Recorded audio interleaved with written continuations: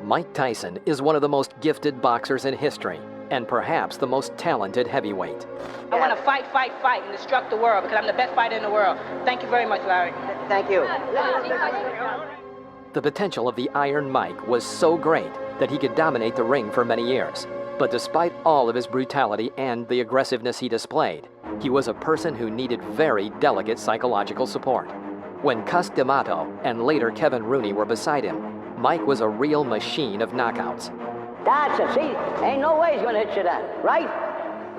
And remember, it's always good to throw the punch where you could hit him and he can't hit you. That's what the science of boxing is all about. Move your head.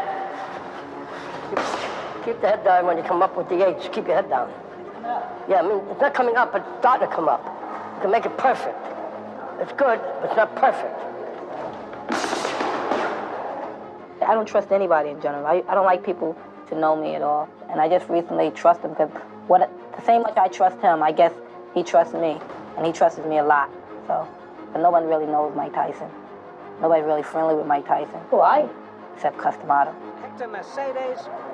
We're in the Plaza Convention Center, Albany, and this is not going to take too long. We're in round one. Mercedes already in trouble. He is going down. Is he? These big swinging hooks to the body. Impressive professional debut from the man who so nearly went to the Olympics in Los Angeles. We're in round one. Well, we didn't get much of it early in the fourth. Can Tyson finish this? I think so. The eyes of the giveaway. Oh, the legs have gone. This is all out. Alderson down in this round. They survive as he goes down again at the bell. 23-pound weight advantage, and he put it all there. Here, he is picking his shots well. The Mike Tyson of that period is the Tyson that we know and love. His professional career started in March 1985. By the end of the year, Tyson had fought 15 times and won each of them by KO or TKO. Back then, it was already obvious that in the near future, fans would be able to witness something special. He's breathing and knows it just... Tyson opens up again. A barrage of blood, and Hosea goes down. The ref. Sharp right uppercut to the body by Tyson. Again! Uppercut, and what does it hurt? He's going to down. Joe Cortez moves in to have a look. And he's going to stop the fight. It did not last. 20 months after his debut, Mike Tyson stepped into the ring against champion Trevor Berbick. The WBC title was at stake. About 8,800 people came to see this truly historic battle, called Doomsday by advertisers, including movie stars and numerous celebrities. At age 20, Mike Tyson, because of his victory, became the youngest world champion in boxing history and exceeded Floyd Patterson's record. Only few people know, but one backstage conflict happened that evening. The famous Berbick coach, Angelo Dundee, knowing that Tyson would come out in his traditional black shorts, brought Berbick to the ring in black shorts. According to the rules of the Nevada Athletic Commission, the challenger had to choose a different color. But this psychological attack was useless. Tyson's team paid a fine of $5,000 and Mike came out in his traditional shorts.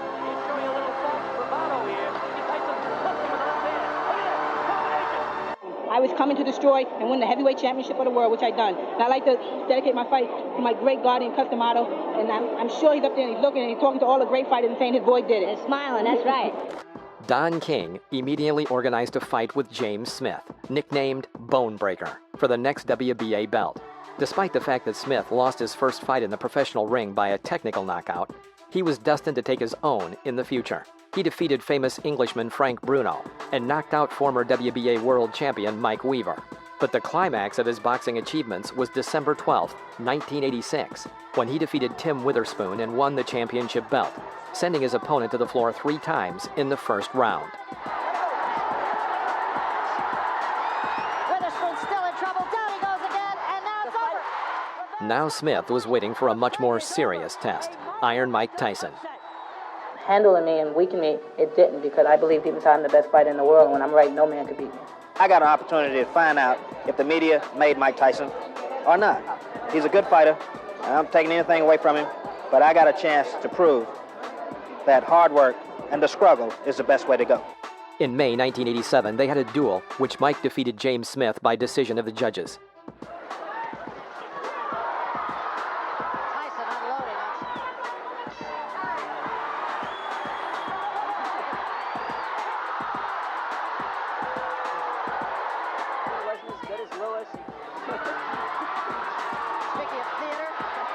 According to the results of the battle, Mike Tyson delivered 317 hits, of which 191 hit their target, accuracy of 60%. Smith's results were 223 hits, 51 on target, accuracy of only 23%.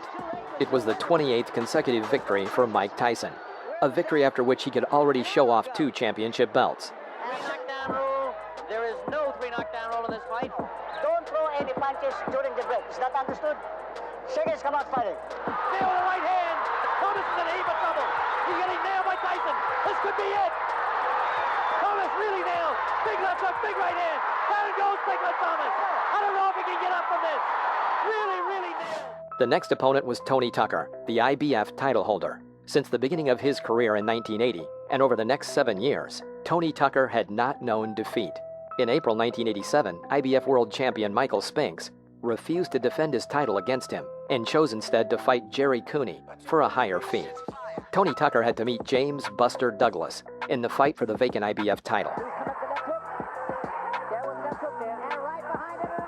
And after 64 days, he was obliged to enter the ring against Mike Tyson in the final part of the tournament for the title of absolute world champion. The bookmakers' bets in this fight were 10-1 in favor of Mike Tyson. Let's get it on, come on. Right hand, but he took a right from Tyson. And another big right by Mike Tyson. And particularly for Tucker. A great left hand at the bell by Tyson. No, Ray, I hearken back to your fight with Marvin Hagler, where after the... And there was a big...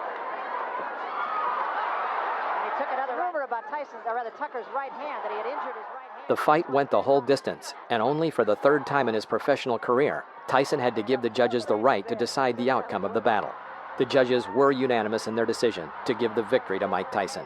For the winner by unanimous decision, and undisputed heavyweight champion of the world, Iron Mike Tyson. Having lost his fight, Tony Tucker became the shortest-lived champion in history. At the age of 21, in his 31st fight, Mike Tyson becomes the undisputed world boxing champion. The last time this record had been broken was in 1979, when Leon Spinks triumphed over Muhammad Ali. Judging by the interview after the fight, Mike himself was not very pleased that he was unable to bring down his opponent ahead of schedule. Heavyweight champion, are you happy with the way you fought tonight? Not really, because I was trying my best to punch inside, but it just wasn't together today, and he was very intimidating, and it was very tough. Was he a better fighter than you thought? It was very hard to tell because he did a great deal of holding. He threw very fast punches. It was true. And he really rocked you in the first round. Yes, he did. He was a very hard puncher. After Mike Tyson combined all 3 heavyweight belts, there arose a challenge to decide who the real champion was. First in line was Michael Spinks, who held the Ring Magazine title. The fight attracted great public interest and was called by promoters once and for all. The winner would leave the ring absolute and unconditional champion. In the summer of 1988, the long-awaited match took place and lasted only 1 round. Mike knocked out his opponent in the first round.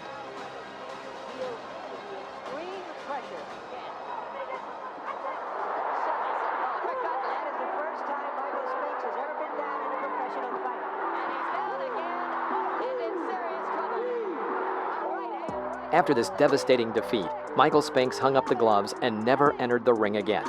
For this fight, Mike Tyson received the enormous sum, for those times, of $22 million. At that time, it was the biggest fee in boxing history, and Mike was not even 22 years old. The battle took place 3 days before his birthday. According to the general opinion of boxing analysts, the fight with Spinks became the crown jewel of Mike Tyson's career. This wasn't just a fight, this was a total demolition. That evening showed that he could stand up to any legendary champion.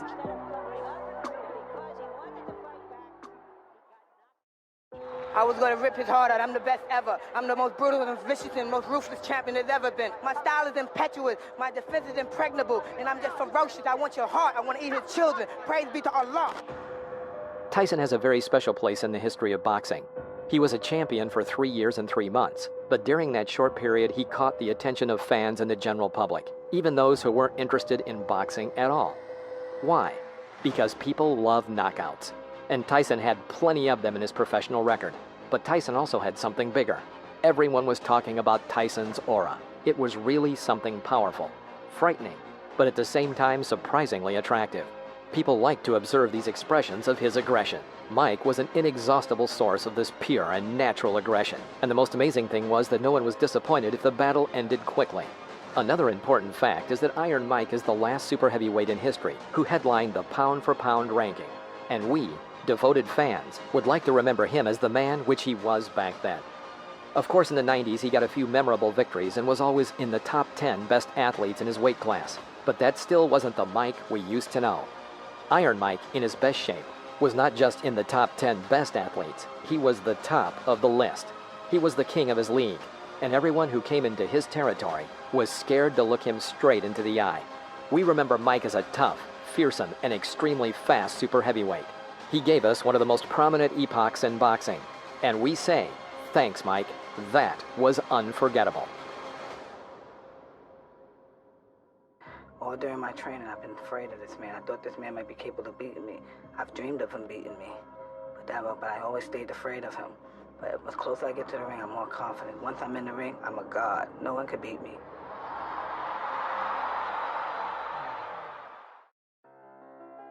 However, life prepared for Mike a lot of tests.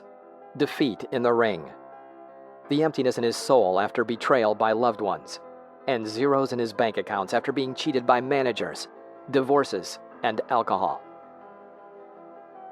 Years later, Tyson was not himself, but he still says that no matter how his fate has changed, he can still take a blow. Judge Mike by his young years, when he fought primarily for the victory. His last fights were for money. He just had to go into the ring, but the fire was no longer in his eyes. He did not fight for victory. He's worked up a full sweat. I want to tell you, the electricity in this crowd is awesome. I haven't felt like this since it was about 4 o'clock in the morning one morning. We're in a place called Kinshasa, Zaire, when Muhammad Ali came in against George Foreman for the heavyweight championship of the world.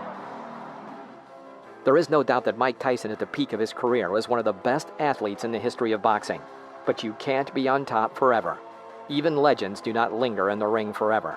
Their days are also numbered.